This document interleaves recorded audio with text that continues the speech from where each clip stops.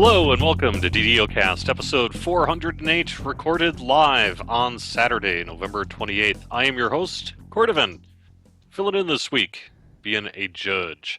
This week's screenshot: Coercive prepares a holiday feast in the banquet room of his guild's airship in our 248th DDO screenshot of the week. Thank you very much, Lawful Good, for sending in a very timely screenshot. We like to talk about Dungeons & Dragons Online just about every weekend. You can watch us on Twitch, YouTube, the DDO forums, or from our website at DDOcast.com. DDOcast is hosted by CyberEars, the awesome podcast hosting network. You can find out more about them by going to cyberears.com. Shows are usually available within a few days of recording. The next show will probably be sometime in the future. 2 weeks. Not Two next weeks weekend. from today. Okay, there you go. I always forget And you to put can that stay in. I was going to say the next show will probably be date and time, and you can stay updated by following us on our social media pages or the website DDOcast.com, where there's a calendar. On the podcast this week, some Update 29 news, game news, community news, loads of sales, and my special guests. First off, he's the host of the show. You know him as Patrick. How you doing, Patrick? I'm doing great. It's so nice to not actually have to do the introduction while you're doing everything else at the same time. And the reason I'm hosting, I'm moderating the discussion, because we're doing a roundtable discussion this weekend, and you get to be in it. Yeah. So, yeah. All right. Don't say he's full of natural gas. With us is Propane. How you doing? Doing well, thank you. Full of turkey. Indeed. Yep. And finally, I think the person who may have been playing Dungeons & Dragons Online in this group the longest, Antha, is with us. How you doing, Hey. Antha? Pretty good. Thanks for having me back. Yeah, because you were saying a little bit earlier you've been playing since 2006. I am June of 2006. Do I beat you, or did you play longer than me? You beat me by a few months, October. Okay. Well, I'm still the old fogey then. All right. And quick shout out to your guild then, Antha, as well. Utopia Cool. And what server? on Kyber. Cool. And how about you, Propane? Brotherhood of Redemption on Sarlona. And Patrick, what do you have for... What do you plug for your guild? I'm in the Lava Divers on Kyber. Yes, you are. All right, roundtable discussion. We are going to be talking about things levels 16 to 24, the DDO debate rules. Each guest will be given the opportunity to give an opening statement in a rotating order. Arguments should be creative, passionate, amusing, and factual, but should not be mean. Counterpoints are encouraged. Interruptions are allowed at my discretion. If all guests choose to debate the same point, a troll will be chosen to argue a different point. The troll will get double experience, although we're not really doing experience, are we? Well, I you don't can award experience, but it's I could award experience, right? it's Yeah. as Lessa would say, it's whose line points. Yeah, right. They don't mean anything. Yeah. The winner, gets the most points. The winner at the end gets nothing, other than a job well done. All right, so like I said, we're talking level 16 to 24 is the overarching topic, and the quests are going to relate to that. So let's get started with what is the best quest, level 16 to 24. Antha, you're up first. I'm going to say Rest Stop out of the, the High Road? It's just kind of got that old school pen and paper feel where you're talking to the NPCs. You've got a merchant in there who's selling stuff for overpriced, and you don't really need it if you've gone in and prepared already. Relatively challenging, some nice optionals. I'll say that's my favorite quest. Also the only place in the game you can buy a torch. That It's too. true, Yeah. which always seems a little weird because it's like a staple of pen and paper. I think that's why it was added. Yeah. All right, up next, Propane, what you got? I'm going to go with Blowing to Bits. It's a fun quest. You can decide to do it as a team or have some mischief with your fellow group mates in that quest. It can be pretty challenging if you're doing it at level. You get some decent loot that drops in there as well. So, but you can have a lot of fun in there if you guys got a bunch of friends and you take turns blowing each other's up, and there's enough mobs to fight in there. It can be quite challenging especially if you're at level. All right. And what you got there, Patrick? I'm going to go with lines of supply. This was actually a tougher question than I thought it was going to be. There's a lot of good quests, and we singled out raids, unfortunately, because that was like my top 3 quests. But as far as a quest goes, I think lines of supply it offers a very different kind of tactical quest, as it were. You're not doing so much of a dungeon crawl as you are just kind of having that almost tower defense kind of style, and much more so than you have anywhere else. But it's in a way that very much supports a lot of different play styles. You can just DPS them down. There's some crowd control options. There's even stuff for the trappers using the net traps and stuff like that. So it's a wide variety of ways that are presented to you to be able to do this quest that's not your standard dungeon crawl. All right. I don't know if there's much debate here. Anyone want to say someone else's quest sucks? Well, it's not a quest sucks, but why your quest is better. Okay, well, why is your quest better than Patrick? Why is it better than being blown to bits or buying torches? Well, I think the thing with Lines of Supply that really makes it kind of stand out is you're not just going through dungeon crawling trying to get from point A to point B to point C and kill this monster and this one. It's prevent X amount of or prevent as many monsters as you can from reaching point A to point B. So they're the ones that are trying to travel, and you're given the option of, or the task of, trying to prevent that. And then it's got a very nice optional system. It's got great XP because of the optional system, but I mean, even before you start that, you've got a couple minutes to do a couple different optionals that can help you with that. There's also the aspect of there's different mobs that come through, so you've got kind of, some of them are a little faster, some of them a little slower, but have more hit points. There's kind of that more of an interesting dynamic going on. It's still challenging, but I think just the idea that it's a little different. It's not your standard go into a dungeon and just kind of crawl through it. I mean, Blown to Bits has the explosions and the explosives, which admittedly are fun. I was gonna say, Blown to Bits, you get the cannons, you get to disarm. You got the optional there. You got the optional mobs if you want them, and additional just blowing stuff up, which is always kind of fun. You have to use a surprisingly amount of tactics in that dungeon, or you easily get overwhelmed. There's quite a bit pulling mobs and take them around the corner if you can, and like I said, you get to blow stuff up. Yeah, you do, but I mean, it's not the only place in the game that you can do that, and yeah, it's only so much fun you can have with explosives. Oh, I don't know. I was going You to can have an awful lot of fun with explosives. I'm debating here. Come on. Antha, let me see a pitch for Rest Stop. Rest stop. Okay, you've got this is one of the quests that actually requires the rolls if you want to get the let's see, what is it? The arcane rod and the divine rod.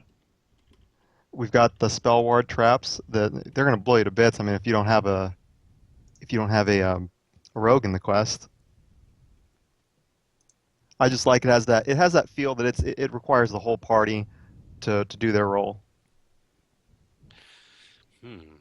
Anyone want to do a final argument before I call it? Fire in the hole. Man, this is a tough one. At first, I was looking at all of your quests, and I was like, "You're all wrong. The correct answer is Whiz King, because that's epic, and that's probably the best. Although Vaughn 2 is also in that crowd, and that's also the best." Yeah, But they're you all raised some really good points. I mean, Rest Stop definitely wins in terms of the most variety, because you're right. You not only have unique mechanics and some great NPC interactions, including just some kind of, I guess what you would say, meaningless sort of fluff in there, like that half-orc lady trying to get into the barracks and all that sort of thing. But you've got some cool mechanics and a really cool storyline. Blown to Bits is really awesome because you blow up lots of boxes, and you've got those crazy Titan fights if you want to do it at the end. Lines of Supply is probably the one I like the least of those three personally, but you raised some good points on Lines of Supply as well. I think I'm going to have to side with Antha, although Propane, it's a 50-50 toss-up on that one, because I am a big fan of Blown to Bits, but I think Rest Stop given current game mechanics, current loot, and all that sort of thing, probably Rest Stop is the one people are more likely to want to run over Blown to Bits. All So, right. Antha, you're going to win that one. But Uh, you're all wrong because the answer is Vaught 2. Rothko45 says the Dreaming Dark in our chat room. Oh, yeah. I mean, Which really, is when a I'm good looking one. over the quests by level, there are a lot of really good quests. I mean, you could make an argument for, say, Spinner of Shadows as well, might very well be on there. It kind of Especially the depends on first what you time through like, there, too. Yeah. I mean, there's just a ton of good quests in that level range. Spinner is a good example of a quest that easily could have been a raid, but was built as a like it has mechanics that you would see in a raid, but is actually just a normal 6-person quest. Yeah. Anyway, just for the purposes of time, we're going to move on. What quest should you avoid? Propane. I'm going to go with Enter the Cobalt. The quest, you can get through the first 3/4 of the quest with any party makeup, 1, 2, 3 by yourself. It's not too bad. You get to the end fight. It's a tough end fight, and it almost forces you to have either a mixture of either some arcane or some evasion. That's one thing I don't like about the quest is you almost have to have a specific party makeup to go in there and get the end fight done with a tolerable amount of pain. All right. Next up on the list here is Patrick. I'm gonna pick Terminal Delirium, and it's not necessarily for the quest design and theme because it does hold very true to the Delirium kind of thematic wackiness, plane of oh shoot, I forgot the name of it. Zoriat. Yes, it's really crazy, and that's all fine. The reason I'm going to say this is a quest you might want to avoid is you have to spend time as a mirror and a balloon, and you are as you might if you were actually turned into a mirror or a balloon, you would expect yourself to be very vulnerable to attacks, and then you're intentionally put against those attacks that you would want to avoid. Like flying is kind of fun, but flying through a bunch of blade traps that are doing extra damage to you because you're a balloon. That's really challenging if you don't bring a rogue. And even if you do bring a rogue at level, it's still kind of, particularly for an elite, it's still pretty tricky to find some of those traps. And there's a lot of stuff in there that's going to do a lot of damage to you. When you're mirrored and fighting stuff on the other side, that stuff hurts. You're going to take extra damage, and it's really going to smack you around a little bit. And the other thing is, if you don't like puzzles, these are tough puzzles when you're a floor tile, which... You know, another thing about it is you kind of have to figure out how to maneuver as a floor tile, which is a little bit weird in and of itself. But really, when you get those are not easy puzzles to do in terms of DDO puzzles.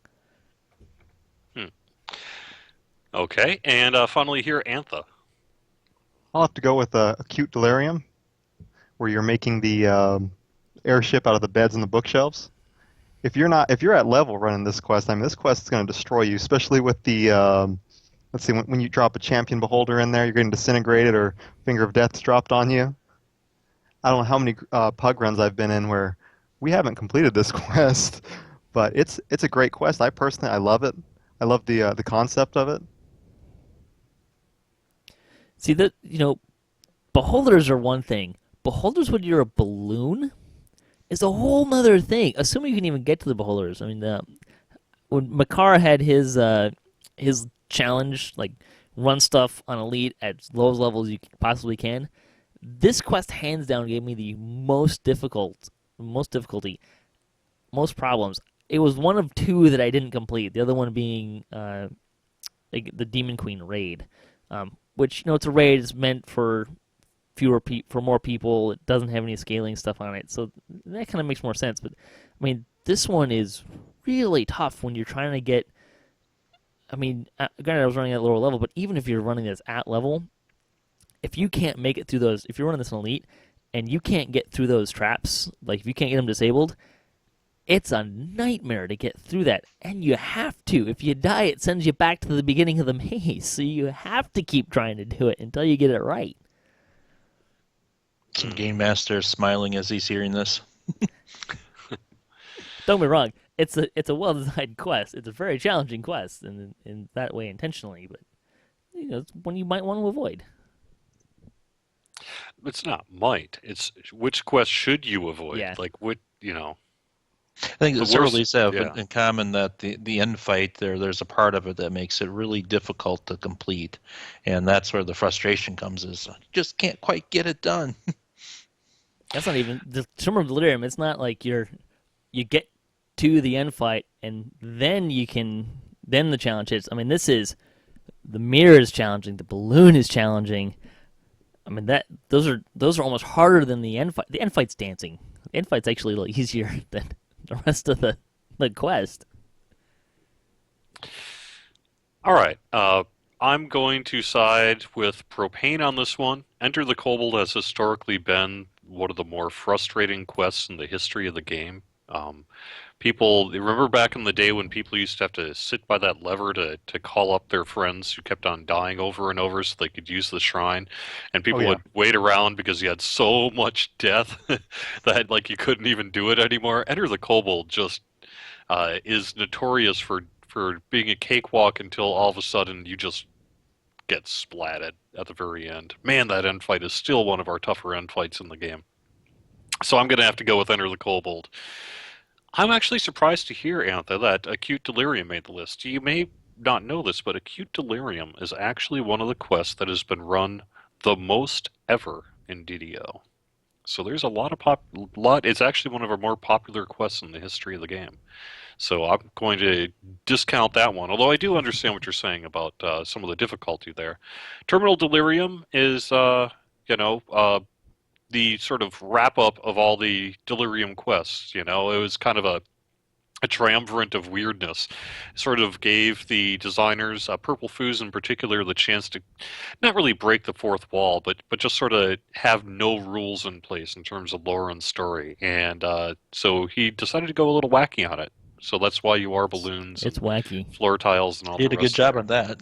Yeah. It's a fun quest, but if you're not prepared to go into that quest and get smacked around, and then it was like, didn't Champions come out like right around the same time? I think it was the same time. They were the same time, and I actually think that the introduction of Champions at the time that Terminal Delirium came out was part of the reason that it has the reputation it has. Because I have to be honest, I can run through Terminal Delirium without much problem, and if I can do it, then just about anybody can do it.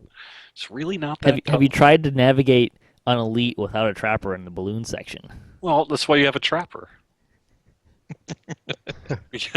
I had a trapper. He couldn't find the traps. It was painful. I'm just saying. It's My defense. But no, Enter the was Kobold. many I levels think under might it. be probably That's a the good one. Although with Enter the Kobold, Ooze Puppet. I actually know people that love Enter the Kobold. I mean, I do like Enter the Kobold because it has some really interesting mechanics. I like the puzzle maze in there, and I like just the idea of. I love the Kobold champions in there. The armored kobolds, they look really cool, and I like the lore, the story leading up to that end fight. But man, that end fight just smacks. It's one of the few quests I'll actually take inventory of the party makeup and say, all right, can we get this done either one of three methods? And if we don't, it's not going to work. We need to pick up a certain skill set. Ooze Puppet, or you need an evasion someone, or you need some healing. You need to have a certain combination of skills to get it done, where most other quests you can take 5 random people and run through it. It's a lot easier since MMR came out, though. That's true. Yeah, well, I mean, in general, it's a lot easier because you're not running it at level and stuff anymore so much. But I guess the only other thing, and it's kind of tough for me to talk about negatives, right? But I Enter the Kobold as part of a quest chain that gives you items that just are somewhat deprecated. I mean, there's been a long-standing idea of sort of rejuvenating, the itemization in Reaver's Refuge, but it just hasn't. Yeah, if you updated the stats on the armor and added a slot or two, that'd be some nice mid-level armor between, that'd take you up to Epic Dragon scale stuff, but it needs a little love. Yeah, but Terminal Delirium actually has pretty good loot, and Acute Delirium's not terrible either. So Monastery of the Scorpion got a shout out on this one too. Yeah, that's a good one too. Yep. That whole pack itself's a really challenging quest series. That would be an interesting challenge. Make them epic too sometime. But the loot there has fallen behind, and I think that's part of the reason they're not ran much anymore. Is the armors are dated both on stats and abilities right now. Yeah. Oh. XP is great out there, though. That's true. It is good for at least a first run through. Yeah, even just the explorer area, just running out there and getting your explorer zone and kills, some decent XP, especially in that level 18 to 20 jump. Yep. All right, next question. What monster is most likely to kill you? Patrick, you're up first. Man, it's Dungeons and Dragons. Gotta go with dragons. They are some of the bigger monsters. Every single one is a boss for starters. So there's not these little cheap minion. These are all bosses.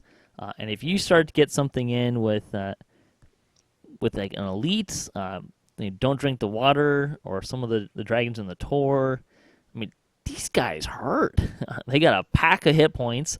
They have every single one of them's got some special attacks, and they hit hard. They knock you around. They put you on your bum, and then hit you some more. And these guys all, the tail slap's got a great range. So they've got great arc of attack. It's not just in a small area that you can kind of hide from. I mean, these guys will get you if you're anywhere close to them, and even if you're not, they can shoot you with their breath weapons. All right. Up next is Antha. I'm gonna go with mimics. We've got what is that mimic that quest called? It's Army of Shadow? Army of Shadow. Thank you. Yeah. Yes, that mimic in Army of Shadow just tears me up every time. Failing concentration checks, I can't get my acid resistance up in time. Those things are nasty, especially when you're not expecting them, and I feel like they're all over Evening Star. All right, and then finally Propane. What you got? I'm going to go with the Bladesworn Artificers.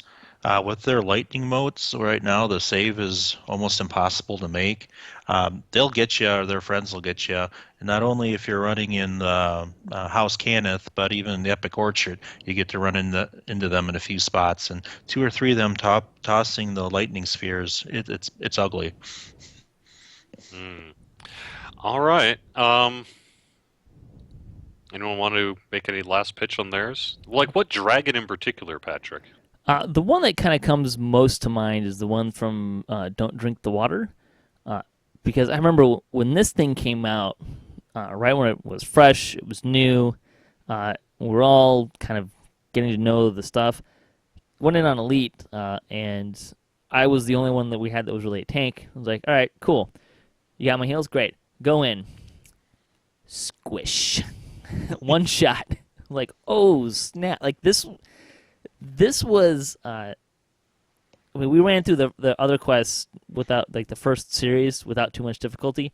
This was the quest that really started to find, like, okay, this is what this epic is going to be like. Epic Elite's going to be like. These things, you ramp up the damage with them.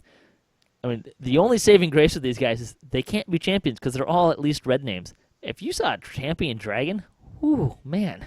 That would be nasty. I mean, I guess you can actually get a pseudo dragon, a champion pseudo dragon, but I mean the red name dragons. If you're in a quest on Elite, like Don't Drink the Water, if they get near you, they can squish you, and if they don't get near you, he doesn't get near you, he can throw his breath weapon as a dot effect on you, and it just really ramps up the damage. I've seen even today, I still see groups go into this quest, camp out on the ledge, and kind of try and perch, and then just start ranging, and go for that option instead. You mentioned getting squatted early. A friend of mine tried dueling the Lord of Blades on even, I think it was just heroic normal. We thought, big bad 28, you're just going to walk through this. We came around the first corner, and we both got stunned in that first fight, and it was over before it even got started. We're like, oops. All right, you guys all raised some really good tough monsters there that are likely to kill you. I think I'm going to lean towards Propane again this time because the Bladesworn Artificers really, that no save lightning sphere really does a number on you, and You can beat just about anything in the game as long as you can attack it, but when you're stunned or something like that, you're kind of just at the whim of their damage. So I'm going to say the Blade Sworn Artificers there. I kind of, though, am tempted to... The Mimic is also a really tough one, particularly in that one quest, because it tends to sneak up on you and have a lot of hit points. And I do agree, although I've never really found Don't Drink the Water to be too difficult. But yeah, on Elite it can be. Did you run it Elite when it came out?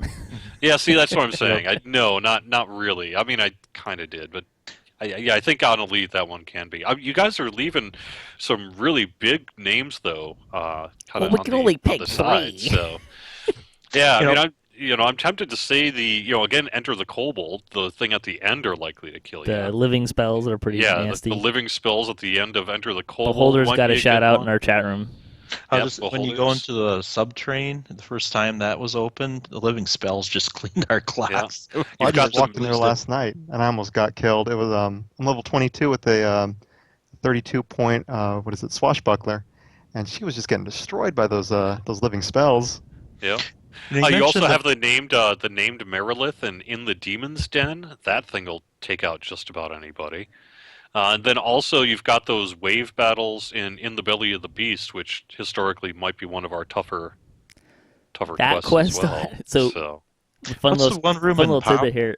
We ran, when this stuff first came out, we ran Don't Drink the Water on Elite first, and then we went and did Belly of the Beast on Elite.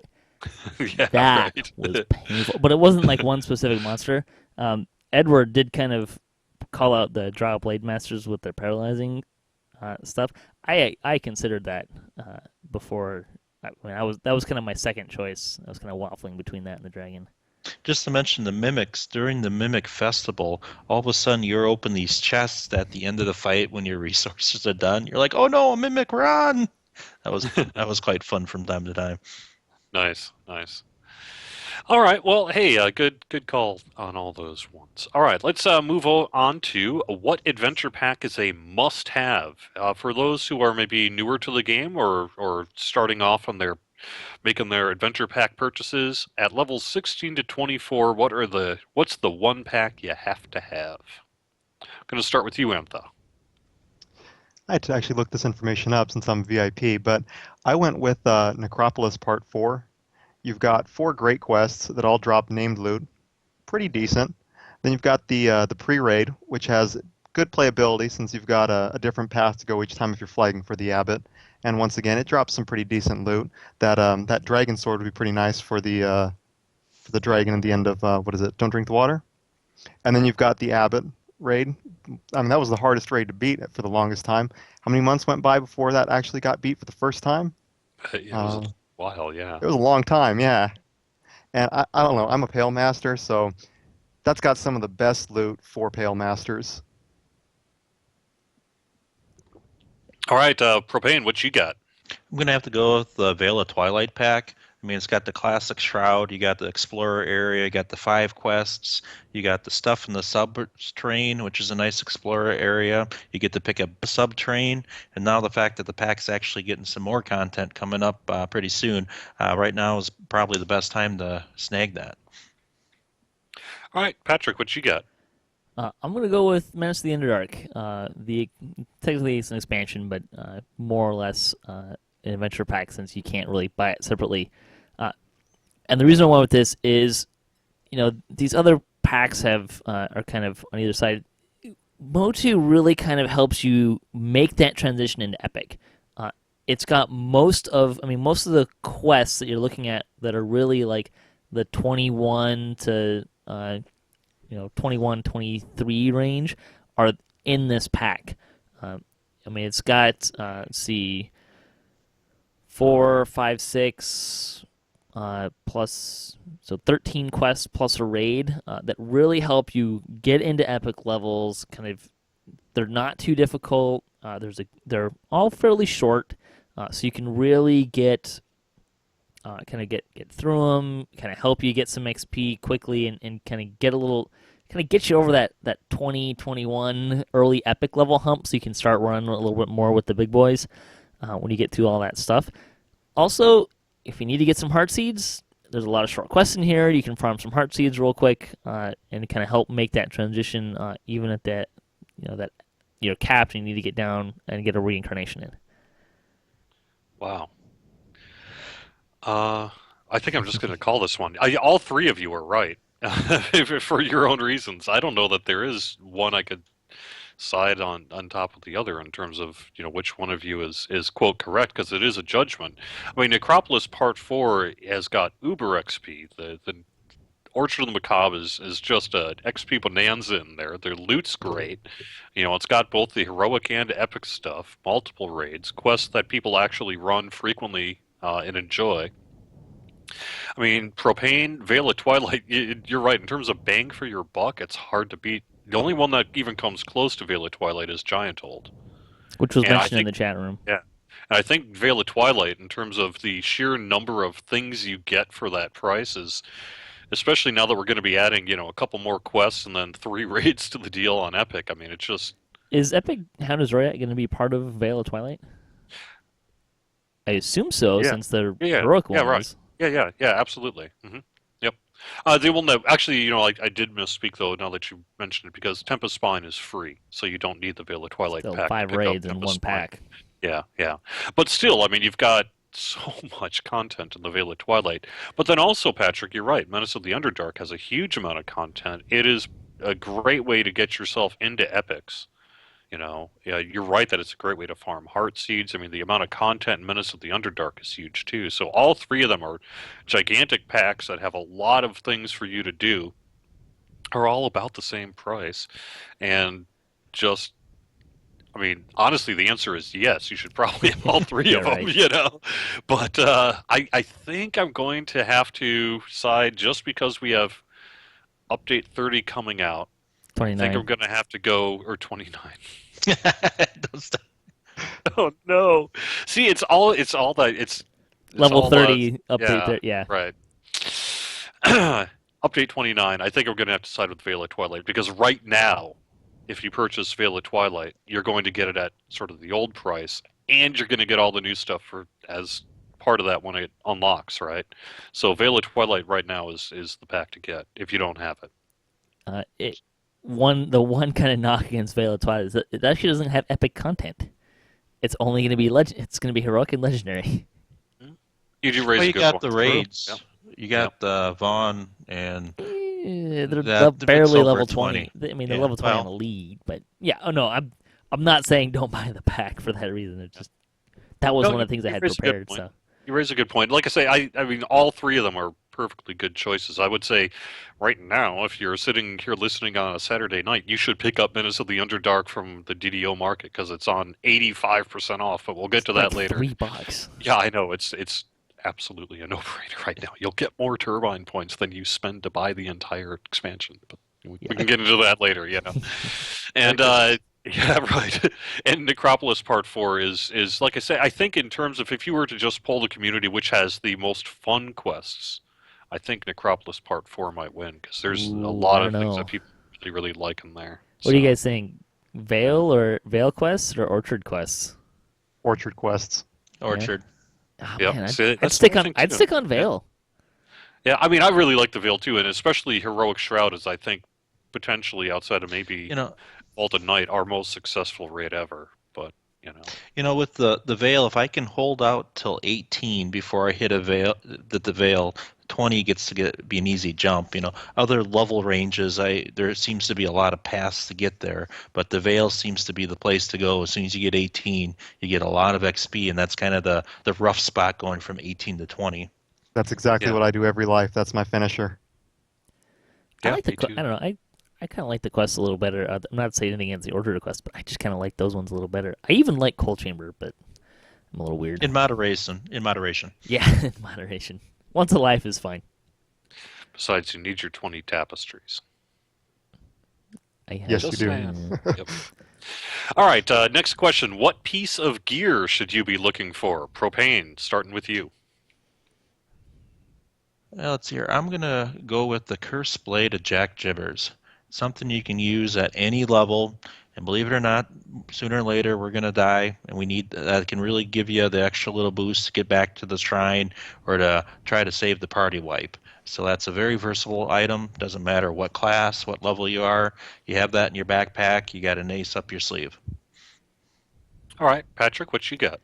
This is going to be a little bit more melee-centric, but you're making that transition from heroic to epic. You start getting those epic destinies, those twist slots. You need a spell point item. A lot of these abilities require spell points. Rejuvenation Cocoon, one of the most popular abilities you can twist in. It's a low-hanging fruit, tier 1 twist. Still costs spell points. So if you're one of those melees that doesn't have any spell points, you need some spell points. The best one you can find for your level, so you can start using those abilities. You can make the argument that if you're in that destiny, then you can use them, but you're not always going to be in the destiny. That's what the twists are for. If you're going to, I just say, get a spell point item so you can use all those fun abilities that you otherwise wouldn't have access to. Okay. And then also Antha. This was a good question. It was kind of hard to answer since there's no real right question. The Gibbers Blade, great answer. I was lucky enough and scored one on my 4th run, but I know people over 100 and they haven't scored theirs yet. I went with the Pale Green Ion Stone from Shadow of a Doubt. It's min-level 15. It's time to upgrade from your Voice of the Master, level 5. And this has the Heroic Inspiration and Vitality plus 40. As far as I know, this is the only Vitality plus 40 item in the game. It's not epic. That's stacks with your Greater False Life item. There's 70 extra hit points. See, I would go instead of the Trinket of Vitality. Man, I would say if you're gonna go that route, get the Epic Augment, the Epic Voice of the Master Augment. Then you can put it anywhere you got a colorless slot. You can put it in all those, a lot of different gear slots that you have. You don't have to worry about it, and it's not taking up. I mean, plus 40 Vitality is great, but there's other things that you can do, and you can kind of slot that in somewhere. If we're gonna go that direction for the XP bonus, that's where I would kind of lean to. I swap them out. I usually go between that, the purple one, the pale purple, and the Litany of the Dead. But fair point. All right, so Propane. The Cursed Blade of Jack Gibbers is extremely hard to get. Why are you really saying that this is the one item at level 16 to 24 you should just farm and farm and farm until you get? I was just saying, if there's one item you want to have in your backpack, if you want to farm before you do your TR, if you had a trader's box when you started at level 1 and you got to pick one item from the game, what item would it be? I'd say this would be an item that you get the most use for throughout the whole range of gameplay. Man, you guys are on point today. All three of you are. You're Mine's all right. really easy to get. You see, that's just gonna put that one right. in there. Yeah. So that's, Patrick, why I think I'm going to lean toward yours as the winner. Only because you're right that with the current state of the game, even melee needs spell points, and it's not necessarily an intuitive thing until you run into these sorts of issues where you're going to want to be able to cocoon yourself in that. Plus, spell point items are easy to get. You can even put augments in, that sort of thing. Yeah, with augments, they're really easy to get. Yeah. I'm going to say, though, I agree that for the one item that's going to be useful so often, that Cursed Blade of Jack Gibbers is amazing. But it's also really hard to get. So, It's a decent XP run, at least. Yeah. That is true. Multitasking. And Antha, I actually don't have a Pale Green Ion Stone, but now that you've mentioned it, I think I need to get one. Oh, and they're bound to account. Even better. Yeah, they're bound to account in that have Vitality 40 with a voice. I still use the Voice of the Master just because I'm lazy. But why am I doing that, man? I could have 40 hit points. I would correct you on one thing, though, that the Iron Mitts, I know I just ran into it myself, the Iron Mitts also have Vitality 40 plus. They have plus 60 Healing Amp, Strength 8, Resist 7th, and an Empty Colorless. So the Iron Mitts, that's level 24. And those aren't too hard to get hold of. Yeah, that's level 24, though, and yours is level 15. So at level 15, that's certainly the easiest way you're going to get 40 hit points. The quests for that Iron Stone, too, though, are kind of such a small level range. I mean, the quest level is 15. They don't have any epic versions, so it's not a quest. It's kind of off the path. People don't tend to run it. I think you have to. Do you need to have the pack to run the last quest? I don't believe so. I don't think I- you do. Yeah. I just ran this quest today, and people dropped out on the last one. It's like, I don't have the pack. I'm like, I don't think you need it. But Huh, whatever. interesting. Interesting. Well, anyway, you're great questions. All right. Second to the last, what heroic weapon would you like to have as an epic weapon? This is not a level 16 to 24 question. So, any heroic weapon, what would you like to have as an epic weapon? Now, I guess I'm going to need to ask the non-moderator. Do you mean that is not currently available as an epic weapon? Something Yes. that like we should make as an epic weapon? Well, so just a note too. This question comes from one of our listeners, Chokasra from Wayfinder. So I took this to mean it's not available currently in epics.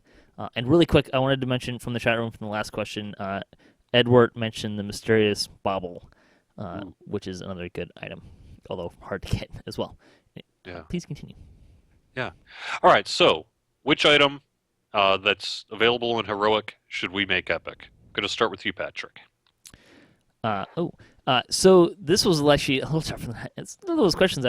It's kind of a fun question, and there's some good options. And then I kind of started thinking about what's kind of missing in the epic levels. And I kind of was waffling back and forth between Maelstrom. I started thinking about that. Carnifex from Delaris. I think I kind of settled on Tears' Bane, which comes out of Invaders. One, it'd be fun to have Invaders as an epic quest. It could just be a fun quest to have epic. The thing with Tears' Bane is it's really, really good against a certain type of monsters. It's Cold Iron, it's got good, and it's got True Law. So this is a really good demon beater. They're chaotic, and they're evil, and you need Cold Iron and good to bypass the GR. It's right there, all in the nice same slot. It's a rapier, so it's available for a lot of different build types. Swashbucklers, a paladin can use it. Rogues can use it. So it's it's not what you might normally think of as being a fighter weapon, because people kind of tend to start thinking more along the lines of the heavier blades. But it's something that almost any melee can use, and they can use it well. It plays to a lot of those different archetypes and builds, and there's not real. I couldn't really think of a really good demon beater in epics. Interesting. All right, Antha, what you got? This was an easy choice. I went with the Tiefling Assassin Blade that drops out of the Three Barrel Cove. And those of you that don't know, it's a +2 short sword that has an empty red augment. It's keen, wounding, and poison. Great item. It also crits on 15 to 20s. I would love to see that on Epic. That would be awesome. +6, maybe with an extra red or purple slot on it. That thing would be vicious. And paralyzing, just like the what is the one that drops out of Lords of Dust? In Venom Blade. Venom Blade, yeah, that one. I think that would be sweet. I'm still using that at level 22 with my under-equipped Swashbuckler. And she's critting in like 5 and 6. How about you, Propane? Well, I misread the show notes, and I didn't think these questions are asked, so I'm glad I was last because I've been scrambling here. I think I'm going to go with the Chieftain Spear from the Three Barrel Cove. It's a quarterstaff, so basically everybody can use it. It has an augment slot, so not only can you use it to beat stuff, you can put some spell power in there, and that'll help with your casting power as well. And I think a lot of people I've seen use that all the way to mid-teens as far as a pretty versatile weapon. So I think that could would be fun to have in the epic world. The thing with quarterstaffs, though, is a lot of people can use them, but most people don't. Whereas a rapier, a lot of people are using rapiers all the time. I mean, it's a iconic weapon for swashbuckling. Rogues are always using them for dexterity, particularly as you can use dexterity a lot more for attacking and that weapon finesse and get the damage in there as well. And there's just so many more characters that would use a rapier Whereas if even a sword and board fighter can use a rapier, but a sword and board fighter can't go and use a quarterstaff. Well, the quarterstaff, I believe the staff does strength or dex as damage already on the item, so it's pretty flexible. So anybody in the game can use it. It might not be the best choice at all times, but anybody can pick up this quarterstaff and start using it. Even your casters, like I said, can slot the red slot on it, or you can put a good in there if you want to do some DR beating. So I think it's a little more versatile that everybody could use it. Well, here's something no one mentioned. If you don't have proficiency with the short sword, you can go drow and take proficiency with it. They're race enhancement. Wow. Okay. I thought I had the right answer, and now I'm not sure. You guys have kind of thrown me for a loop. I guess I'm just going to, based on personal experience, side with Antha. When I was running with the spring, summer, fall fling, I picked up the Tiefling's Assassin's Blade in one of our first episodes, and I never got rid of it.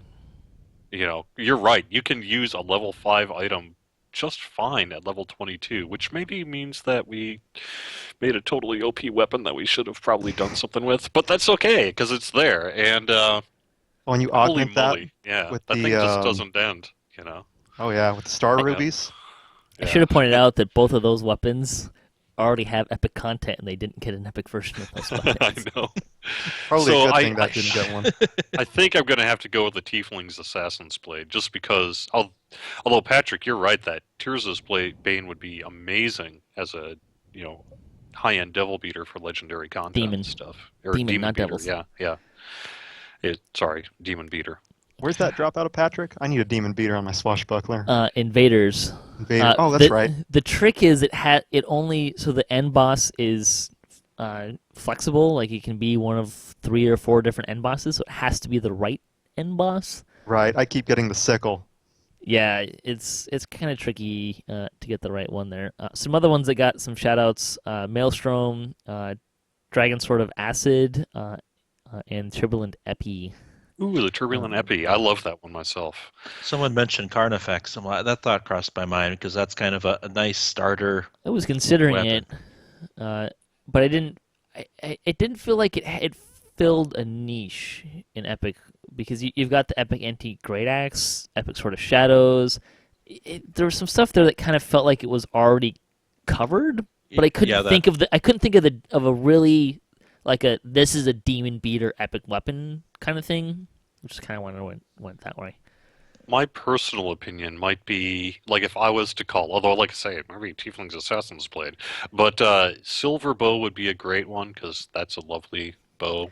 That is. The thing with that one, though, is there's kind of this odd thing with the Epic Silver Flame Bow. It kind of is in that same vein. It's a bow, Yeah, it really it's is, silver, it also does bludgeoning damage, so it kind of has, it almost has an epic version already. And then the other one I was kind of debating would be, now it's skipping my brain. It's the rune arm from Mindsunder. I know the one you're talking about. I still use it a lot until I get to I know, the one exactly right. That's kind of the thing, is like you can still use it. Lucid Dreams, there we go. Yeah, Lucid it's the Dreams. high-end force one. Yeah, because I still, on my Artificer's level 28, switch between Lucid Dreams and an Epic one, because there are times where that force damage just is still the best option. So Edward in the chat is giving a shout-out for Epic Death Nips. Ooh, yeah, there you go. Which could be a fun one as Good well. call. Yeah. All right, final question here. Which bonus day is the most impactful on gameplay? Again, this is not specific to level 16 to 24. Which bonus is the best, or actually most impactful on your gameplay? I'm going to start with you, Antha. Sorry, I was muted there. The XP bonus days. I'm always going through some kind of a life, so it really helps. Pop that and stacks with the potions. Leveling up real quick there. Propane? I'm going to go with the increase to the challenge material drops for the Evening Star and Kane the challenge drops, because I have enough alts. I've always needed more gear. So when you get that 30 or 50% drop rate in material, I clear my schedule and I just run those quests. That effect changes my gameplay by far the most when those weekends come up. And Patrick. Since he took mine, I'll go with the buddy weekend. It's fine. So I'll go with the buddy weekend because it's, you're going to run these quests and get that XP, but having to actually, just an XP bonus, you're already running the quest. It doesn't really change how you play. You get the buddy weekend in there, and now you want to get people in your party that maybe you wouldn't put up an LFM normally, and so now you do want a group because that's how you're going to get that XP bonus, and it's generally a higher XP bonus than just a normal XP bonus day. It also applies to heroic and epics. Wow. Okay, I guess I'll just call it here. When I think most impactful on gameplay, I mean the thing that probably impacts how you play the game more than any. XP bonus days are clearly our most popular bonus for obvious reasons because you get there faster, and who doesn't want more XP? So I think if the question was which is the most popular or most desirable bonus day, it would certainly be that. But I don't know that it necessarily changes behavior of the way you play in terms of being impactful on gameplay. Propane, I was ready to write it off because challenge rewards are perhaps our least favorite reward option. But you raise a really good point that those rewards are a great way to get your stuff when they're around. And Patrick, I think I'm going to side with you. Although Propane, you raise a really good point. Except that I think there are still a bunch of people who just don't. They still don't. They look at the challenge rewards and go, eh. Challenge reward is probably the most impactful for me, generally speaking. You're right, it probably is. But you guys can add another tier above what's there already. Oh, yeah. You're right. Items in there. But I think if you're asked which one is the most impactful on gameplay in terms of which one brings about the biggest changes in our community, that probably is this new buddy weekend. Because you see a lot more LFMs pop up. You see a lot more people who might otherwise not be willing to invite their just random strangers. Not even not willing, but maybe they're not the person that wants to put up LFMs. Like they're not naturally inclined to do LFMs. It might put them just kind of over the hump to do that, and just, they get to a buddy weekend, you put up an LFM, buddy weekend's over, hey, putting up an LFM's not all that bad. Maybe I want to keep doing that. Yeah. I would say that for me personally, it's totally the challenge rewards, because not only do I drop what I'm doing and go run challenges to get the rewards if I need them, I actively don't run them unless there's a challenge reward weekend. Well, that's interesting. I'm going to have to take that back to the team because pretty much the general feedback we get is do challenge rewards as little as possible because that's why I don't see it very often. Yeah. Well, it's because I'm not advocating for them to be more often. Whenever we announce challenge rewards, it's like you all of a sudden have the and people are like, oh, stupid challenge rewards, Well, for those of us with a lot of alts, the first time XP is fabulous. So I try to do my first run through all the challenges with several different alts during the reward weekend, because then you're kind of two birds with one stone. You're getting a nice chunk of XP and you're getting the extra materials. Yeah, absolutely. You're right. But still, I'm not. I'm just want to make clear. I'm not advocating for more of those weekends. It's just the ones that, for me, I'll drop what I'm doing and go run that because it's 50% more efficient to do it then, and I'll just wait if I got things. But if you don't need anything from them, then it's not very great. I would actually still put it above the double daily dice personally, though. Yeah, all right. Kind of my sense. Well, that's cool. I think I'm going to turn this back over to Patrick. I think all three of you did an excellent job and made it pretty much impossible for me to actually be much of a judge on this one because pretty much every one of these questions was like, you're all right.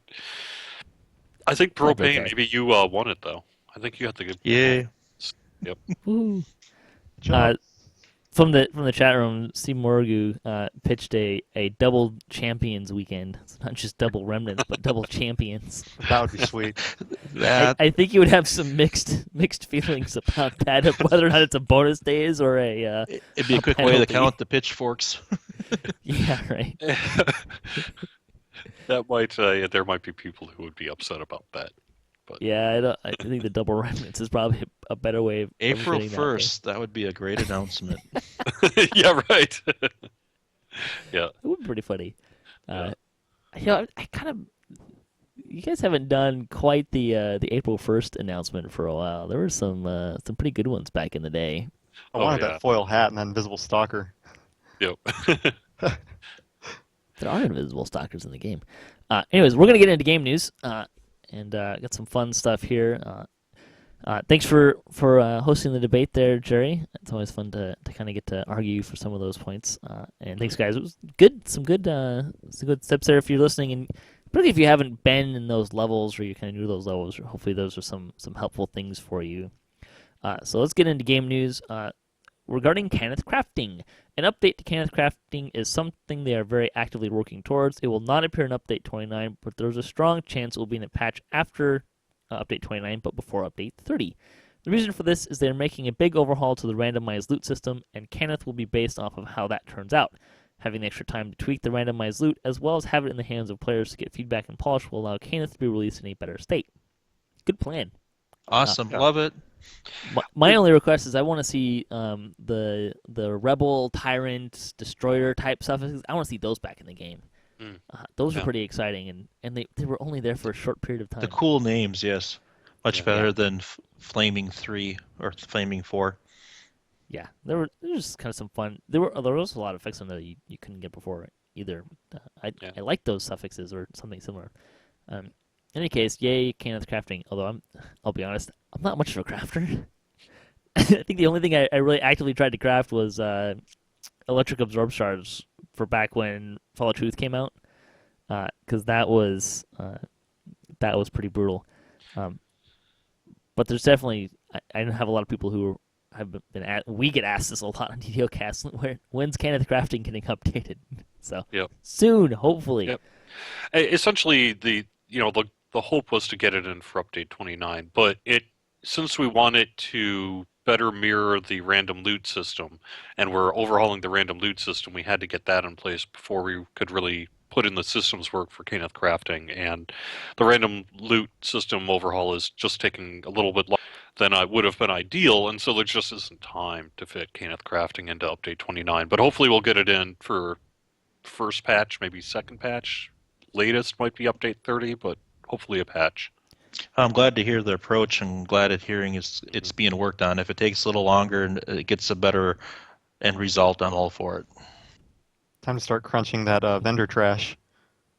Right, that's a good point. I would say that one of the things we have wanted to make sure is that those who have invested in Kenneth Crafting will not, say, lose their levels or lose their power. So if you want to level up now, that's not going to be a waste of time, so to speak, when the new Kenneth Crafting comes out. I'm gonna hold on to all my ingredients and drop them on the shard exchange when it gets revamped. Well, there's a chance we might do something pretty dramatic there, so I don't know. We'll see. We'll see. That's why I'm waiting for them to come out. Yeah, right. Waiting for the release to happen, then I'll. Anyways, it's good. I can say from our DDO Splat stuff that I know Entimex really wants to see more single skill items. Particularly, I know she's been hurting for a search item, and that means we're running through a little more traps now, which is kind of scary. But I also know that hide armor. Oh, please hide armor. For my unfortunately, Entomix, I think the era of single skill items might be a little bit in the past. Just more low level skill items. I think is really where you kind of need to fill in that gap a little bit. Is where it becomes lacking. They're not dropping very much. And they're not on the auction house very much. I've noticed that a couple of times I've been looking for them. There's not a wealth of those items available. I'd recommend hitting the Crystal Cove when it comes back out. Yeah. It's one of the best spyglasses. It's a permanent character, so. Oh, that's true. My bad. There's a little bit of a give and take with that. But I actually kind of wondered off and on because they're kind of redoing the random loot. I don't know that I necessarily would want to see it, but would it make sense to have lower level loot drop occasionally in a larger amount at a higher level? So say that on your first roll to get loot, say you rolled a a 1 to 3 out of 100 on your initial loot, and that meant that you got an extra roll, but at a lower level to get lower items. I don't know. It's kind of something I was contemplating and thinking off the top of From my what head. I've seen on our random loot system, which hopefully will actually be in front of you guys by the end of the week here, end of next week, it's going to basically be the reverse of that. So that you'll be, when you have your sort of loot generation roll, there's a chance you can, I guess what people are colloquially calling inside the dev pit Yahtzee, and you can Yahtzee and then get a much better stuff, whether that be more loot or better loot or the same loot but at a lower minimum level, things like that. Kind of almost using the mythic system for kind of a rare chance to get something extra special in the random gen system is sort of one of the overarching goals of it. There was a comment from one of the devs at one point of not promising it, but like one of the things that they were exploring was having can mythic drop on random loot. It won't be mythic per se. The mythic is a formal property, right? That'll show up on raid items in particular, named items in particular, but particularly raid items, and it won't be that. But the idea of that will be there. Like I said, you could get, let's say, something that would normally be level 15 could be level 13. Or it could be level 15, but instead of being a +7, it's +10. You can have extra special stuff that'll generate on a particularly lucky roll. Like I said, the numbers I just kind of threw out there, I don't think that's actually accurate, but that kind of thing is going to happen, and we'll have that hopefully by the end of the week here.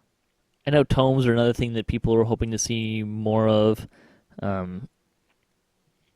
I've always kind of held out a little bit of hope for more store items to drop. It's kind of just because they're so fun to see, even if they're. I mean, it's just kind of like, ooh, hey, I got a store item, woo! Yeah. Or even the Right. the airship deeds, amenity deeds. There's another one. It's so rare. It's like, hey, look at what I got. It's just kind of a fun thing to get. I thought those were on rolls. I've never seen one in a chest. I have seen them in a chest. Although I got an experience one. Like the first level experience deed in Defiler of the Just. Oh, which nice. was kind of funny. I think I got like 5 shards on the Axe Mouse for it or something like that. But I don't know if you can answer this, but there's a question in the chat room from Edward asking if the level cap for Kenneth Crafting will still be 150. I don't know. In terms of if you're level 150, will you still be able to have that be a meaningful thing for you? Yes. We're not going to all of a sudden reset everyone back to 0, so to speak. But there have been various discussions about what to do with Kenneth Crafting, and one of them is to dramatically overhaul Kenneth Crafting in terms of not just sort of adding effects or whatever, but really essentially hitting the reset button on a lot of stuff. Let you still have your power, but perhaps the system that you actually use to craft up will be dramatically different, and so the level may not even mean anything. But it could very well also be that we go with a more less of a dramatic overhaul, and so we essentially do say add those new effects, maybe go up to level 200 or something like that. All that's going to be decided within the next couple of weeks, so it's a little early to say for sure. Right. I would say that in terms of, but there is a pretty good chance that something's going to change. Whether or not the 150 stays an exact level 150 or what, I don't know yet. But if you are level 150, we're not going to hurt you. You've put in a lot of work, and we recognize and will honor that work. So. Quick tip: if you want to get 150, you can buy Kenneth experience potions from the favor vendor. If you're trying to boost that up. Wait, just go and get Oh, wait a second. Rothko is also hoping that you can craft epic gear as well. Right, that is absolutely one of the big design goals. Yes. Let's see. So let's talk about some of the feat stuff. In regards to the Master of Feats, they are planning on adding 1 to 2 Master of Feats targeting divines. They don't have details, but if you'd like to provide feedback, they are looking for that. They're also changing them from these feats. These spells no longer have a maximum caster level to granting a +10 to maximum caster level. The reason why they're doing that is because they want room to grow in the future. So if it just said that you don't have a maximum caster level for that anymore, an item that would increase your maximum caster level for those spells wouldn't help you any. Although they are a fairly limited number of spells, but so they're changing them to +10.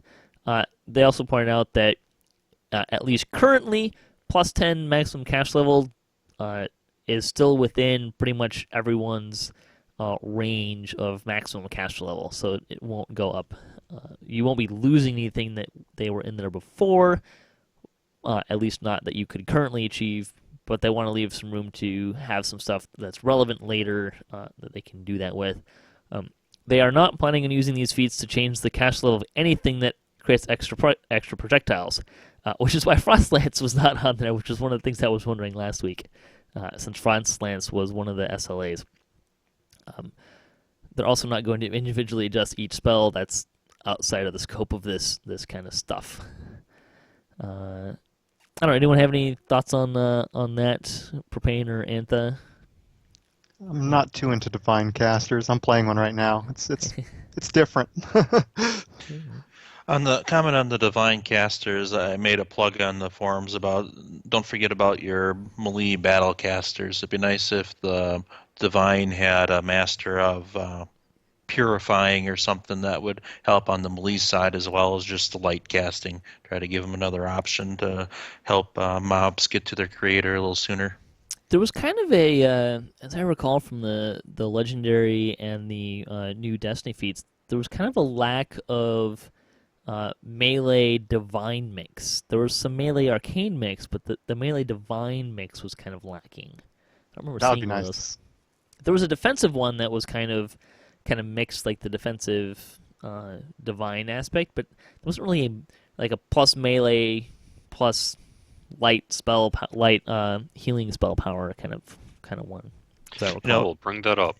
Right now with the state of clerics and favored souls, you don't see a lot of them in the game, and the ones that are typically are some sort of melee hybrid. So getting some additional love to the divines would definitely help those character classes become a little more popular again. Yeah, again, I think I kind of mentioned this last week, and you start looking at all those feats, and it's like, wow, there's a lot of caster feats in here. But I think a lot of it comes from, if you look at kind of like the build, like the super build archetypes that we can have in the game, there's defensive builds, defensive melee builds, and they all kind of need the same stuff. Then there's kind of the offensive martial builds. They all kind of use melee or range. Other than that, you're looking for melee power and PRR. You're all looking for the same kind of things, same kind of bonuses.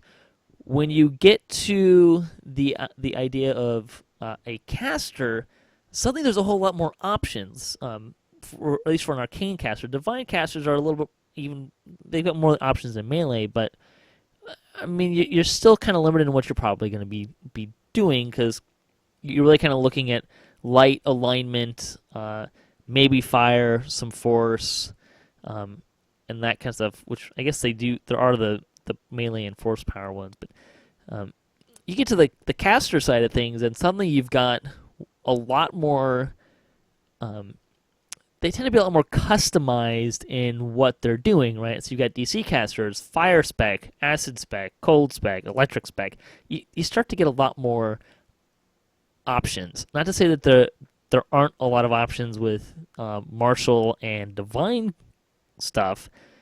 They just tend to utilize the same things, if that makes There's sense. a lot more elements of the arcane casting. Exactly. And there's the whole DC, not DC thing. Like, which way are you kind of going with that? So it made sense to me that there were a lot more options from using the elements, and kind of made it more caster-based. That was just kind of how I looked at it. I don't know if you guys have any thoughts on that.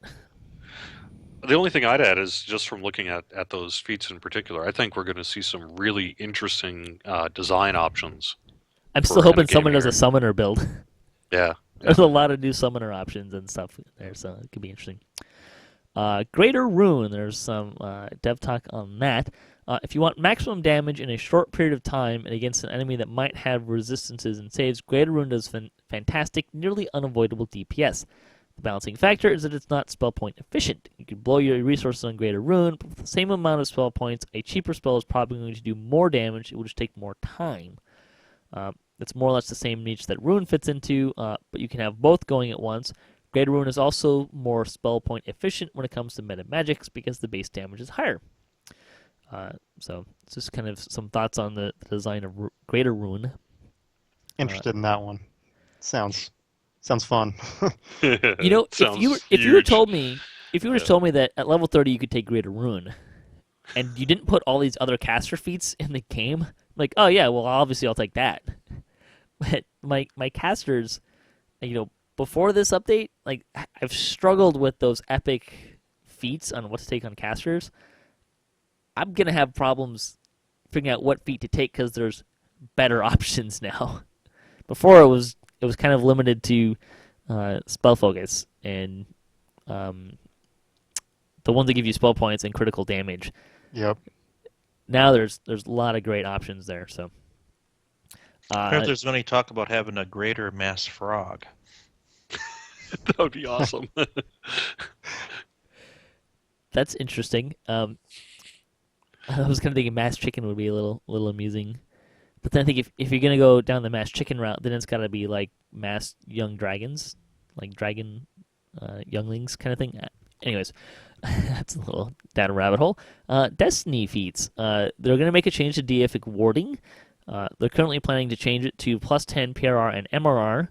When you take damage, add 1 stack of deific warding, which is a plus 2 unique bonus to PRR and MRR. The effect can stack up to 10 times, 1 stack removed every 3 seconds. It was, you got 1 stack, you could stack up to 30, but it was just plus 1 for each of those. So this one, you just get some PRR and MRR, and then if you keep getting hit, you get more and more and more. On the legendary feat side, the Astral Plane feat will be changed. They're going to add plus 4 to assassinate DCs in this one, which is, I found kind of slightly amusing because there was some requests to add that into the kind of more sneaky one, and they said that they didn't. The thought was they didn't want to put them in these legendary feats because they didn't want it to become a no-brainer of, well, obviously you're going to take that one. So they put it in a different one, which does kind of make like, which one of the two do you want? But I thought it was just kind of funny that it found its way into legendary feats anyways. Although personally, I think it kind of makes it a no-brainer now to take the Astral Plane one. That's just kind of me, since you're getting 4% dodge with the cap increase, reflex saves, and double strike for a rogue. That's all great stuff. But that's me. And there was a note on Mortal Fear. They are still planning on making it not work in legendary content. The which is the half same hit as what it point was before. proc in particular. Right. Does it do it'll still damage do- otherwise? Yeah, it'll still, everything else will work just fine. It's just that half hit point proc will not work in legendary content. I haven't actually made one, so I was trying to remember if it actually did damage. Yeah, it'll do force damage, and that force damage will still be as great as it is right now, including on helpless mobs and that. It's just not going to do the half hit point thing. Right. It kind of reminds me of when the Vorpals got changed from instant kill to a certain number of point damage. Then now we got the improved Vorpal. Now this was kind of the high-end Vorpal ability in the game, so it'll be interesting to see if it completely gets not working or if there's anything in between. I was kind of remembering the wounding and puncturing days and when that changed, and the forum rage for that was pretty epic as well. Sure Yes, it was. It was Although- piercing. Yeah. In fairness, there was a lot less effort required to get those as opposed to having to get the 30 Phlogisons.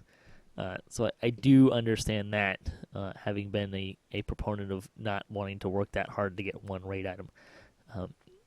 But it works in everything it works in now. So, yeah, we'll see. Maybe we can talk them into on legendary content, it reduces things by like 10% or 5% or something. I don't know. Maybe it does X damage instead.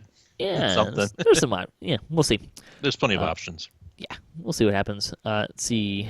Bugs. I think this was just limited to the Warforged exoskeleton cosmetic.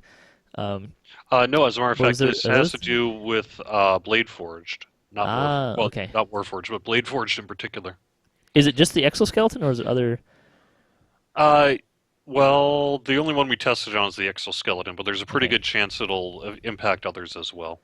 So the short version is for Blade Forged.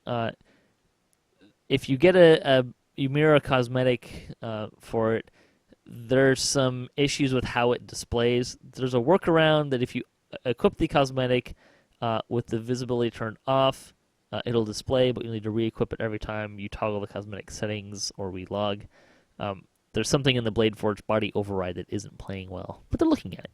Yep, and it's something that, I kicked it to the art guys and gals when this first came up on the forums, and they looked at it and they said, it should be working. And then they dug deeper and sent it to one of our systems guys, and it's something to do with the way that Blade Forge essentially equipped their extra body, exoskeleton stuff. They've got like their little points and all that sort of thing. So it's essentially overriding what it should be not overriding. And so it's going to actually take systems work to fix it. So that should be done hopefully soon. Of course, those systems guys are a little busy with things like, say, Kenneth Crafting and Legendary Green Steel and random loot. But it's something that they're going to get to as soon as they can. Can you Mirror of Glamour the iconic armors? No. Dang it. Yep. My barbarian still wants that armor. Yep. Got some problems. You guys put the Lord of Blades armor in the game, and my Warforged can't use it because he's not lawful. Well, the iconics, despite not always looking like they do, they have somewhat unique body types. And so when they made those special iconic cosmetics, they were made for that body type. And so they didn't make the, normally like if you make an armor, you're actually making like, a dozen armors because you have to put it on different body types, halfling and drow and, half orc and et cetera, et cetera. And so they didn't do that on the iconics. Yeah, gnome. Right, exactly. And so that's why they essentially had to just say, no, it can't work because we can't make all these iconic cosmetics for every other body type. I have two requests to pass on. One is I want the Lord of Blades armor on just a plain old Warforged. Because the first time, I literally, the first time around that raid, that splash screen popped up, was like, oh my gosh, I want that armor. It's like the only thing in the game that I would actively go out of my way to get a cosmetic for. Because I'm not really big on cosmetics. The other one is gnomes need a garden gnome hat and an outfit. See, I think you need to be in those meetings. I've been saying that as well. Yeah, yeah. It's an obvious. I don't know. Anyways, bonus days. With a little pipe to go with it too. Yeah, there you go. Pipe as a goggles, maybe. I don't know. Didn't want to be able to wear the hat. Bonus days. DDO Buddy Weekend. You can get 10% more XP per player in your party other than yourself, or 5% per raid member for a total of. Your math was wrong here. You said plus 50%, but if it's a raid, it'd be plus 55%.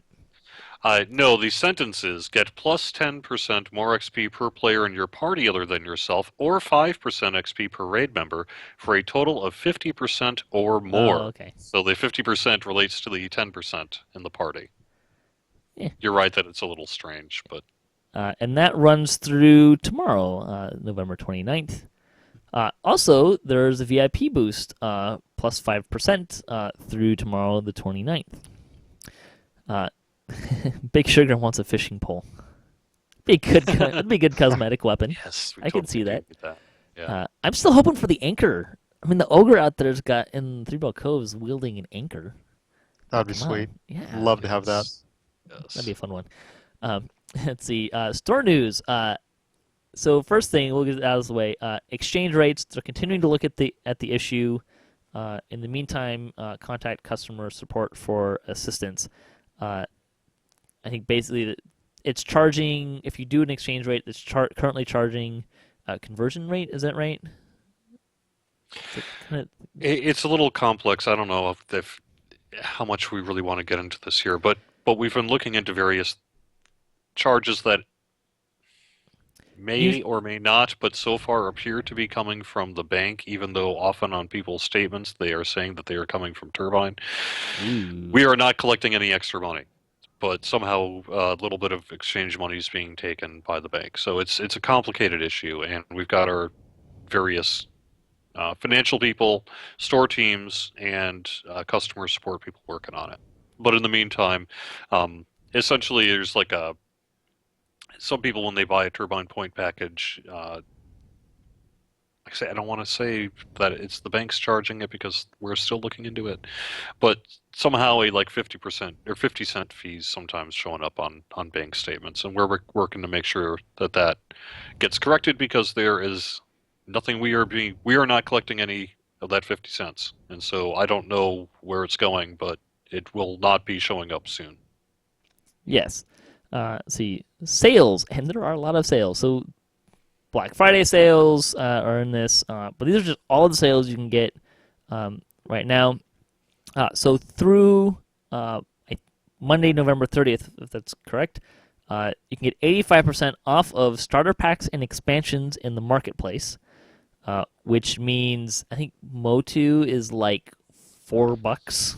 Yeah, I really just want to say this both goes through November 30th. This goes through Monday. It's going to get shut off, midnight Monday into Tuesday. So, for example, if you can spare $7.50 and get the collector's edition of, say, Shadowfell, you'll get Wayloon, the Stormhorns, Purple Dragon Knight, Shatter Kai, Morning Lords, 3 character slots, a Greater Tome of Epic Learning, a +2 skill tome, and 2,000 Turbine points. Which costs more than the money in and of itself. Yeah. So, seriously, if you can spare $7.50, they jump on that sucker. Even like the standard, in all of them, you're going to find that like just 1,000 Turbine points for the standard edition, which doesn't give you the iconics or quite as much stuff, but you can look up all the details. And same with like Menace of the Underdark, you can get the base edition for as low as $3. But the other one I want to call out. The Dungeons & Dragons Online Starter Pack. You can only have one per account, but it costs right now $1.50, and you get 250 Turbine points, along with 5 excellent XP elixirs, the Permanent Cleric Hireling, a Fiendish Scorpion Pet, and the Catacombs. It's a starter pack, so, not huge on the content, but $1.50 for 250 Turbine points, which will make you premium, and not a bad deal, so you might want to look into that. Yeah, it's a great deal. Double bonus points are also on sale. Autos boxes are on sale. They're available to buy. I don't believe they're actually on sale. No, they're at their regular price. Right. However, we do have double bonus points going on. So effectively, if you were to buy Turbine points and then spend them on Autos boxes, you would be getting a discount compared to what you would normally be doing. Yeah. You can also get 50% off of iconic races through November 30th. These are all through November 30th. And 50% off of +6 Supreme tomes through November 30th. Which it's worth noting, it's one tome. You don't buy it and then get to spread out the 6 tomes. It's a one tome thing. That was a change we had to do because the current DDO store doesn't support bundles anymore, and the old Supreme Tome was basically a bundle of a +6 of every one of your stats, and we had to create an item that was not a bundle so that we could sell Supreme Tomes in the new DDO store. And then through December 30th, you can get 20% off of augments, jeweler's toolkits, select cosmetics, and select cosmetic hats, helms, and headwears. You can also get a free bracelet of friends, which I should really use more of. I've got like 3 or 4 other things, and I tend not to use them because I'm really cheap with consumables. The Chronicle, 168th Chronicle of the Week. DDO Players News. Got to chat with executive producer Severlin. They did a great job with that. DDO Character Planner was updated. The 2nd annual Galanda holiday event is coming soon. And the Unrepentant are hosting a permadeath challenge on Sarlona, so you can check all that out through the Chronicle. The Galanda holiday event, I believe their deadline is December 17th, and it's on Galanda, and Sounds it's right. basically a Secret Santa style event. So you're going to gift some random person an item, and they're going to gift something to you. It's pretty cool.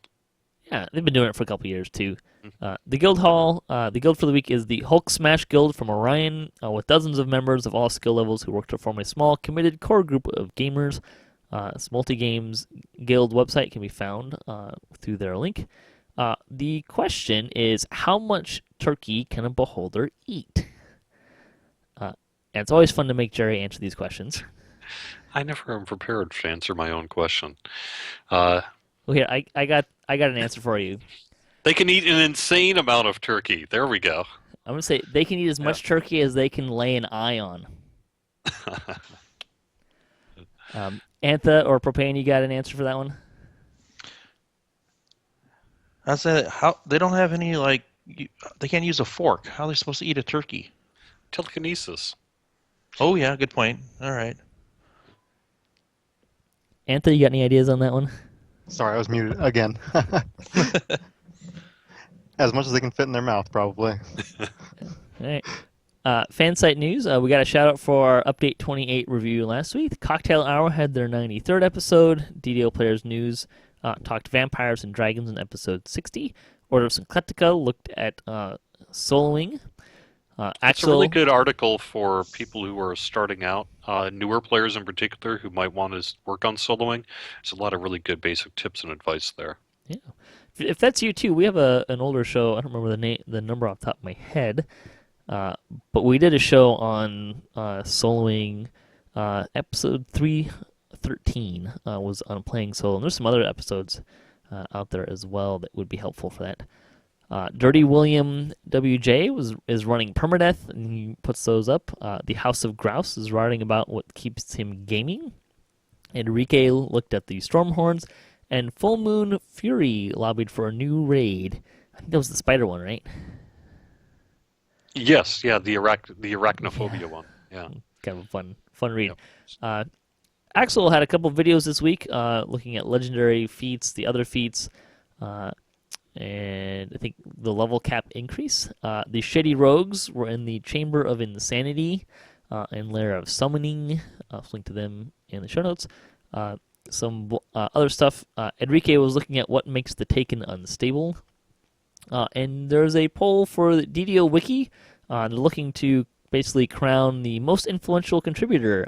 So if you want to chime in on that forum, we will link to that in the show notes as well. Yeah, shout out to the wiki. They do an amazing job. It's my go-to source for anything. Yeah, and that's ahead of their 10th anniversary. Oh, okay. Yeah, that makes sense. See, DDOCast is still going. We are somehow still alive.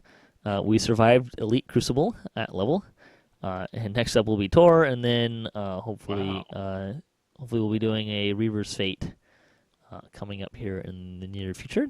Really, you did permadeath, Elite Crucible at level and survived? If you want to hear Lessa hyperventilate for 5 solid minutes, fast forward to where I was doing the swim. Yeah, no doubt. Which is kind of funny because there's a little bit of a delay because you'll see me start to run into blades and stuff, and then there'll be like that natural delay of Twitch, and then she'll start. She was kind of watching that, and then she'd start kind of reacting to that on the back end. But it was amusing, and we had a lot of fun in there. Nicely done. Yeah. Without it, we had nobody with evasion too. So oh god, that really? was even better. It was a little tricky, and yeah. So you can watch how we managed that. I was one who did the swim too. So it's and the run for the horns, and Mayun couldn't find the traps on the center platform either, because of. There's not a lot of items in the game, so there was kind of a problem there. So we didn't have the search to get that, so I had to kind of pull a little fast one to get out of that. But if you want to see how you can do that, there you go. Wow. Do you want to talk about Support Team Turbine? Sure. I'm taking donations through November 30th. but I will also take your donations basically up until the minute I start distributing things. So if you say get paid on the first or whatever and can't kick $5-10 until then, that's fine.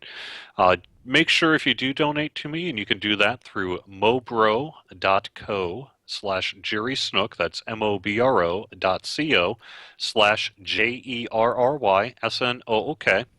I'm going to be putting together a list later this week of all the people who have donated to hand out the incentives. You can find a list of all those incentives, like, say, turbine points, pulls from the community loot list. I'm even giving out some Big B's pointing fingers. Thanks to Lara for letting me do that. Late, probably by the end of the week, next week. It's all going to be done.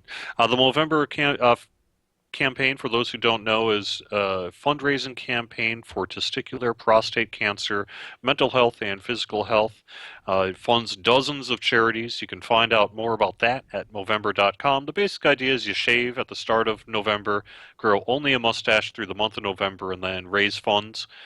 We have Team Turbine, which includes all DDO players. It's me and some people from the Wiki and DDO Wiki and Players Council and some other folks here too. So it's all DDO this year on Team Turbine, and we've raised $4,750 so far, thanks to some extremely generous donors. Which is a record, right? Yeah, it is a record. We've never raised that much before, and that's really great. They are tax-deductible donations if that matters to you, and you can find out, like I said, all that information, including you can just download Excel spreadsheets of the way the money is distributed and how much goes to administrative costs, all that kind of thing, on the Movember Foundation page, which is Movember.com. It was really great to do it this year, and I'm just honored by everyone's donations. So you still have a chance to get this stuff in, and so do it if you want to. I do have a minimum donation of $5 for a turbine point drawing, $10 for a loot list drawing, but even if you can just do $1 or $2, that would be perfectly fine as well. I really appreciate it. If you want to be really generous and you want to see Jerry shave the DDO logo in his head, we need to raise $10,000 by Monday. Yeah, that's right. Well, $5,300 more now, but yeah. You know, it's Probably funny. happen, but... Yeah, it was never really intended to be anything serious. Although last year when I proposed it, I almost said 5,000 as the benchmark, and then I could see that actually happening, and so I went up to 10,000 when I proposed it. I don't mind doing it. It's always been kind of a joke stretch goal, not a total joke, but just kind of a stretch goal that's only semi-serious. But I will do it if we the joke was if we actually it was. I don't think anyone actually. I mean, you and I didn't seriously think you'd get anywhere near $10,000. I mean, if that'd be fantastic. I mean, then if you want to give $5,000, please give $5,000. It's a great place to put $5,000 towards. But yeah, it was not exactly a serious goal. Have you picked which logo, like the double axe or the broccoli, or what logo? I think we would. I did actually think about that. I think I would have to go with the dragon ampersand. You know, the ampersand in the game, because I couldn't do the DDO axe logo because I don't think you can get fine lettering when you're shaving into someone's head. So the next closest thing we have to an official logo, is the ampersand, the dragon ampersand. The other question, and I can't remember. So there's you can do relief, or you can have it proud or sunk in. Did you figure out which way you'd go? No, I didn't.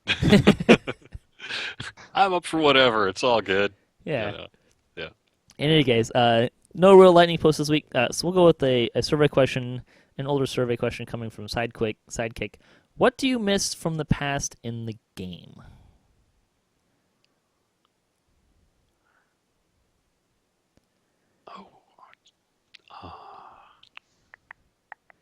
I think I'm going to go with the cop-out answer and say friends that aren't playing anymore. That's kind of what I miss more than anything else. You build some good relationships with people, and then they're not around anymore. It's always fun when they come back. I'm going to go with an item I want to see the genie return. Oh, yeah. The cake genie. Mm-hmm. That was always fun. Antha or Propane, you got any ideas? Titan raid LFMs. Ooh.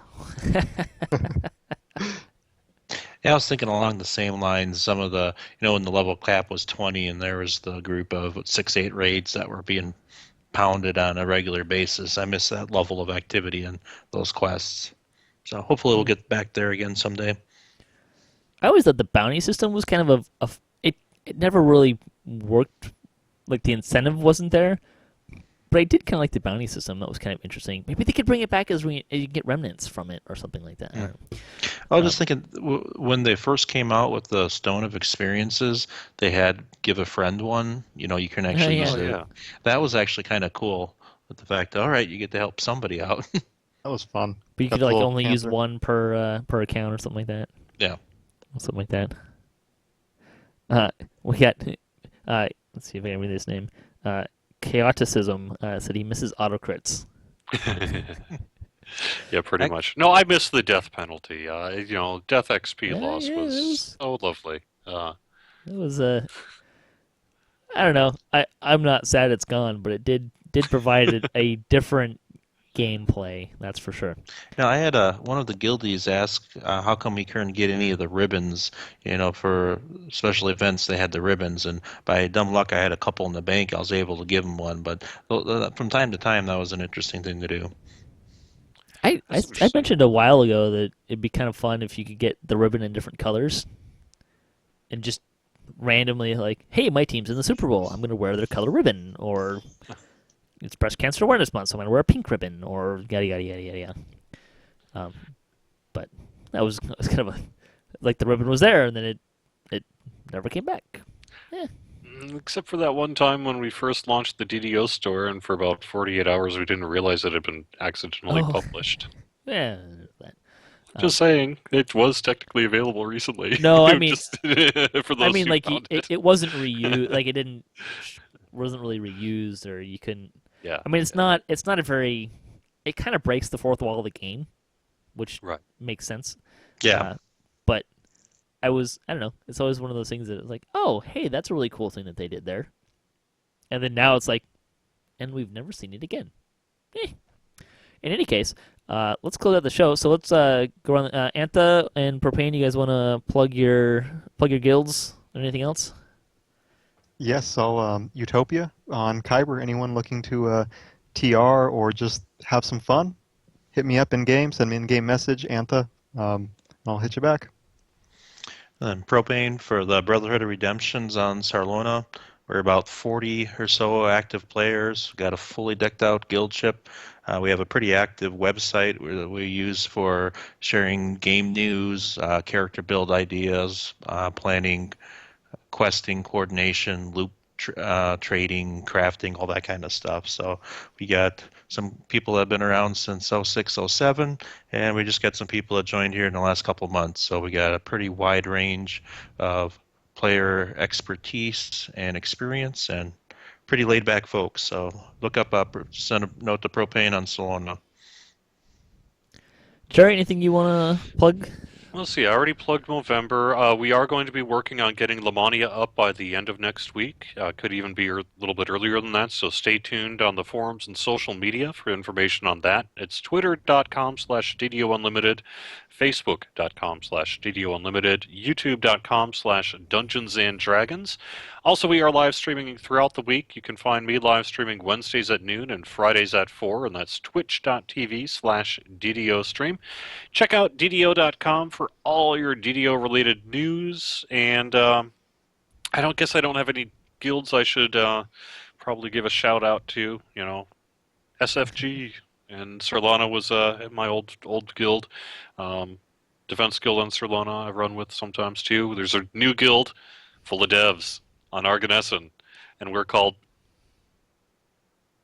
I see what you did there. Yep. So, yeah. Very nice.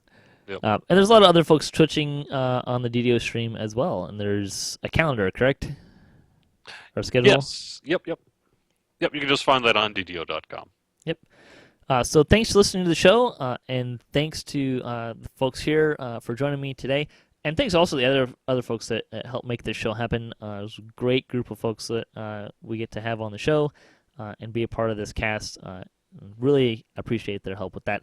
And thanks to Turbine and Wizards for making a great DDO game. We like playing DDO, like playing D&D online. And thanks to Cybers for hosting the podcast. In honors of Thanksgiving weekend, anything you guys want to give a shout out or thanks for real quick? I'm putting you on the spot here. My health, my happiness, my awesome job, my lovely son, Jeffrey. Love you very much, bud. Good friends and family. Friends and family. Yeah, great. Friends and family are great, especially the ones in game. So you can hit us up at DDOCast.com for show notes, our calendar, previous shows, swag, and other fun stuff. If you'd like to be a part of the show, if you have a comment on this episode, a question you'd like to ask us, or a topic you'd like to hear us debate about, or you can just say hi. You can leave a comment. You can email us at ddocast@gmail.com. You can also find us on social media and follow us for latest cast updates. Twitter is the best one at DDOcast. The closing tip: you can craft Featherfall shards for new characters, and hopefully you'll still be able to do that when the new crafting comes out. Oh, yes. You should. So until next time, may all your attack rolls be crits, all your tests level appropriate, have fun, and don't forget to check out Update 29 on Lemania.